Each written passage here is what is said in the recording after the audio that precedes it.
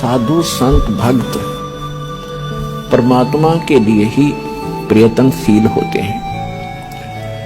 जो भक्त हैं उनको भी भगवान की तलाश है, इसलिए वो किसी गुरु के पास गए हैं।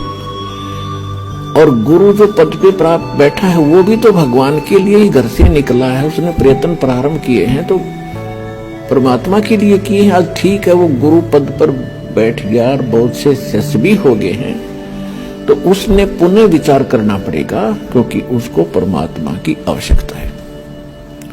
यदि उसका मार्ग गलत है तो आज भी ठीक किया जा सकता है उसको, और यदि आज भी ठीक नहीं करेगा अभी अपने अभिमानवश, तो वो दूना दोषी होगा। वो इस कैटेगरी का होगा कि जानबूझ साची तजय करे झूठ तेने, और ताकि संगत है प्रभु सौपन में भी ना दे।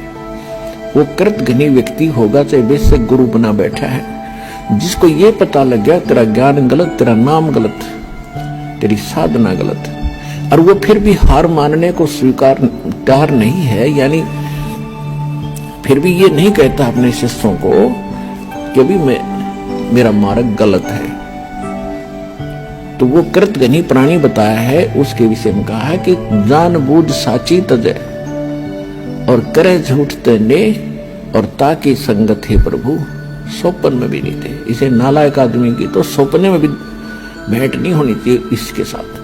और जो उनके फंसे बैठे हैं भोली श्रद्धालु, अब उन्होंने स्वयं सोचना पड़ेगा।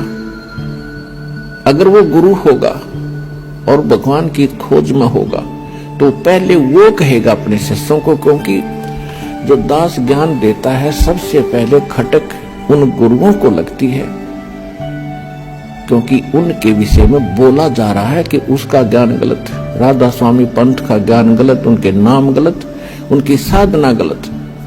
धन धन सतगुरु सच्चा सौदा सिरसा और जगमाल वाले के बारे में कहा जा रहा है, उनका नाम गलत, उनका ज्ञान गलत, उनकी भक्ति गलत, उनका रास्ता गलत। और जितने भी ये ब्रह्मा विष्णु महेश के पुजारी, आसाराम सुधांशु जी, कुमार स्वामी, ये इनका सारा मार्ग गलत, और ये तीन देव की भक्ति करते हैं, इनमें जीव का मोक्ष नहीं। तो इनको सबसे पहले इस बात पर जोर देना चाहिए। ये क्यों कह रहा रामपाल दास, इसका उद्देश्य क्या है? कम से कम उद्देश्य जानकर हमारे सदग्रंथों को, लिटरेचर को पढ़ ये संत दास की उनसे विनम्र प्रार्थना है, उनका भी जीव रक्षा होगी। उनके अंतर्गत जो भोले श्रद्धालु फंसे पड़े हैं उनको संत मान के, संत वही होता है जिसके पास पूर्ण ज्ञान हो, और साधना ठीक है नहीं तो भक्त नहीं है, ना वो गुरु है। वो तो एक अपना जीवन नाश कर रहे हैं। तो उनसे दास उनके हित के लिए कह रहा है। जैसे कोई रास्ते में जा रहा है और काफी लंबे सफर पर पहुंच गया और वहां उसको कोई टोक रहा है, कहां जा रहे हो भाई, तो उस स्थान का नाम बताते हैं और वहां कोई व्यक्ति खड़ा है, वो कहता है ये रास्ता ठीक नहीं है आपका, आप बहुत गलत जा रहे हो। तो उस व्यक्ति को क्या करना चाहिए? 1, 2, 4 और से सलाह लेनी चाहिए, भी सचमुच मैं जा रहा हूं, ये मार्ग ठीक है कि नहीं। और उसके साथ झगड़ने लग जा कि तू क्यों बोल रहा है मेरे मार्ग को गलत, तूने कैसे बता दिया गलत। तो ये बुद्धिमान का काम नहीं, ये तो महान नीच व्यक्ति करता है ऐसा व्यवहार। कोई कहता है कि तेरा रास्ता ठीक नहीं, तो उसने धन्यवाद करना चाहिए इसका, और सोचना चाहिए भी बता कैसे गलत जा रहा हूं, मेरा विश्वास दृढ़ कर कि मैं गलत जा रहा हूं। तो और नहीं तो मैप हमारे पास है, उस नक्शे को, उस मानचित्र को सामने धर ले, और भाई तू यहां खड़ा है, ये शहर है, और आप जा रहे हो दिल्ली, और आप हिसार से चल के आगे सिरसा, ये सिरसा यहां पर है और दिल्ली इधर है, तेरा मार्ग इसलिए गलत है। तो फिर उसने पुनर्विचार करना चाहिए। तो हमारे जो सदग्रंथ हैं ये हमारा मानचित्र है, ये हमारा गाइड है।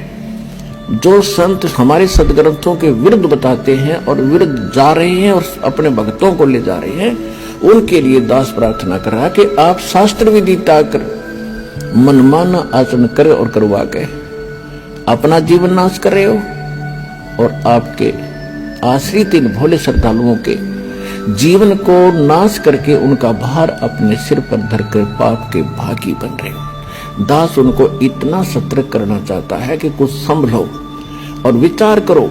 ये मैप तुम्हें नहीं देखने आते हैं तो दास ने कति क्लियर कर रखा है।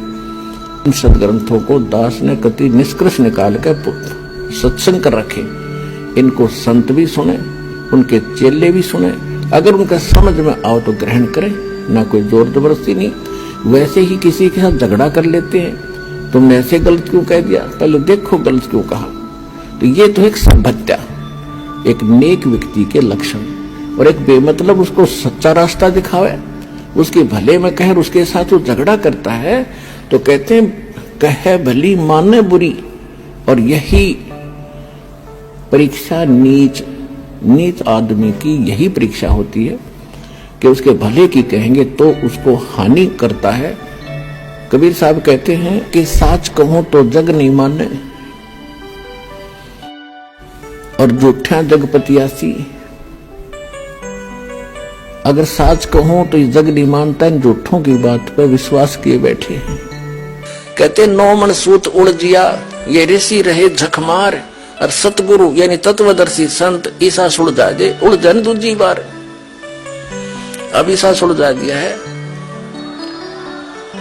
इस कलयुग में नहीं उलझ सकता भी। अब ये थोड़े से दिन में ये ट्या करने वाले हैं ना विरोधी, सिर पटक कर बैठ जाएंगे।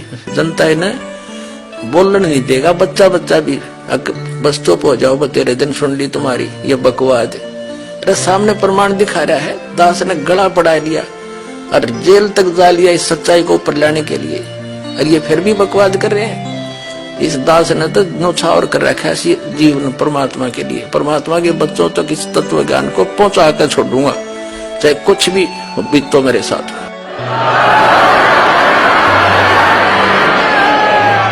तो पुण्यात्मा परमात्मा कहते हैं कि जो सत साधना नहीं करते, मनमाना आचरण करते, हमारे सदग्रंथ बताते हैं, उनको कोई लाभ नहीं होता। तो पुण्यात्माओं, इससे बचना चाहते हो, सत भक्ति करना चाहते हो, तो इस दास के पास वो यथार्थ भक्ति है। वेदों अनुकूल, शास्त्र अनुकूल, सदग्रंथों के अनुकूल अपना कल्याण कराओ और जीवन सफल बनाओ। सत साई। दोस्तों, 84 लाख योनियों में पशु पक्षी, कुत्ता, गधा, स्वर आदि के कष्ट भोगने के बाद एक बार अनमोल मानव शरीर मोक्ष प्राप्ति हेतु मिलता है।